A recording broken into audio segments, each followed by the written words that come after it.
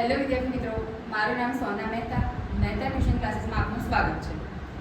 Last વિડીયોમાં આપણે અચલ આધારની રીત અને પરંપરિત આધારની રીત વિશે સમજ્યા હતા. અચલ આધારમાં એક જ વર્ષને આધાર વર્ષ તરીકે એટલે કે સામાન્ય વર્ષને આધાર વર્ષ તરીકે લેવામાં આવે છે અને પરંપરિત આધારની રીતમાં અગાઉના વર્ષને આધાર વર્ષ તરીકે લેવામાં આવે છે. હવે આજે આપણે ભણીશું સરેરાશની રીત. સરેરાશ એટલે આપણે 11માં પણ ભણી ગયા છીએ કે સરેરાશ એટલે સરવાળો ભાગ્યા સંખ્યા. જેટલા વર્ષ આપ્યા હોય એ બધાના ભાવનો કે વસ્તુનો સરવાળો કરવાનો અને ભાગ્યા જેટલી હોય એ સંખ્યા કરવાની એટલે મળે સરેરાશ. તો હવે આ આપણા માટે નવી રીત છે. તો જેમ કે અહીંયા આપ્યા છે વર્ષ અને ઉત્પાદન, પછી આપણને કીધું છે કે 2009, 2010 અને 2011ના સરેરાશ ઉત્પાદનને આધાર વર્ષનું ઉત્પાદન લઈ અચલ આધારની રીતે સૂચકાંક ગણો.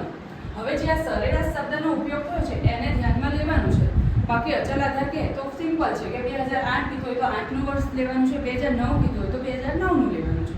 હવે આમાં સરેરાશ કીધું છે એટલે આપણે શું કર્યું તો કે 2009, 2010 અને 2011નું સરેરાશ ઉત્પાદન બરાબર એનું ઉત્પાદન છે 196, 202, 214. હવે 3 વર્ષ આપ્યા છે એટલે ભાગ્યા 3 કરવાનું છે. 2 વર્ષ આપ્યા હોય તો ભાગ્યા 2 કરવાનું છે. ત્રણેય વર્ષના ઉત્પાદનનો સરવાળો ભાગ્યા 3 એટલે જવાબ મળ્યો 204. હવે આ આપણને મળી આધાર વર્ષની સરેરાશ. હવે આપણે દાખલો ગણવાનું શરૂ કરીશું. તો વર્ષ 2008 છે, ઉત્પાદન 186 છે એટલે P1 તો ઓકે જ છે, બધામાં P1 એટલે ચાલુ વર્ષ જ રહેવાનું છે. તો 186, P0 એટલે આધાર વર્ષનું ઉત્પાદન, તો આધાર વર્ષનું ઉત્પાદન મળ્યું 204. તો 186 ભાગ્યા 204 ગુણ્યા 100 એટલે જવાબ આવ્યો 91.18. એવી જ રીતે 2009 196 છે તો 196 ભાગ્યા આધાર વર્ષનું ઉત્પાદન એટલે 204 ગુણ્યા 100 બરાબર 96.08. પછી છે 2010નું વર્ષ તો 202 આધાર વર્ષનું ઉત્પાદન 204 ગુણ્યા 100 બરાબર 99.02. એવી જ રીતે 2011નું વર્ષ તો 214 ભાગ્યા આધાર વર્ષનું ઉત્પાદન 204 ગુણ્યા 100 બરાબર 104.90. પછી છે 220 પછી 2 ભાગ્યા 204 ગુણ્યા 100 એટલે 107.84. હવે આવ્યું 2013નું વર્ષ તો એનું ઉત્પાદન છે 216, આધાર વર્ષનું ઉત્પાદન છે 204 ગુણ્યા 100 બરાબર જવાબ આવ્યો 105.88.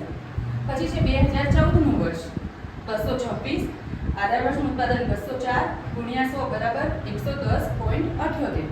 અને એના પછી છે 2015નું વર્ષ તો 230 ભાગ્યા આધાર વર્ષનું ઉત્પાદન 204 ગુણ્યા 100 બરાબર 112.75. તો જ્યારે સરેરાશ શબ્દનો ઉપયોગ થાય છે ત્યારે જેટલા વર્ષનું ઉત્પાદન લેવાનું કીધું હોય, ભાવ લેવાનો કીધો હોય એ વર્ષના ભાવનો સરવાળો કરવાનો. 2 વર્ષ કીધું હોય તો ભાગ્યા 2, 3 વર્ષ કીધું હોય તો ભાગ્યા 3 કરી અને જે સંખ્યા મળે એને જ બધાના છેદમાં એટલે કે આધાર વર્ષ ગણીને દાખલો ગણવાનો છે. તો આ હતી આપણી સરેરાશની રીત. હવે આપણે અત્યાર સુધીના જે ભણ્યા એનું શોર્ટમાં રિવાઇઝ કરી લઈશું. તો પહેલું હતું સૂચકાંક. સૂચકાંક એટલે આધાર વર્ષની સરખામણીમાં ચાલુ વર્ષમાં થતો ટકાવારી ફેરફાર. બીજું ભણ્યા હતા અચલ આધારની રીત. અચલ આધારની રીતમાં સામાન્ય વર્ષને આધાર વર્ષ તરીકે લેવામાં આવે છે. ત્રીજું હતું પરંપરિત આધારની રીત. પરંપરિત આધારની રીતમાં અગાઉના વર્ષને આધાર વર્ષ તરીકે લેવામાં આવે છે. અને ચોથું છે સરેરાશની રીત. સરેરાશમાં જેટલા વર્ષ કીધા હોય એટલા વર્ષને સરવાળો ભાગ્યા સંખ્યા કરવાનું એટલે મળે સરેરાશ વર્ષનું ઉત્પાદન જેને આધાર વર્ષનું ઉત્પાદન ગણવામાં આવે છે. તો વિદ્યાર્થી મિત્રો, આશા રાખું છું કે તમને વ્યવસ્થિત સમજાયું જશે. કંઈ પણ પ્રકારની ક્વેરી હોય તો કમેન્ટ બોક્સમાં જણાવશો. વિડીયોને લાઈક કરો, શેર કરો, ચેનલને સબસ્ક્રાઈબ કરો અને મળીએ નેક્સ્ટ વિડીયોમાં.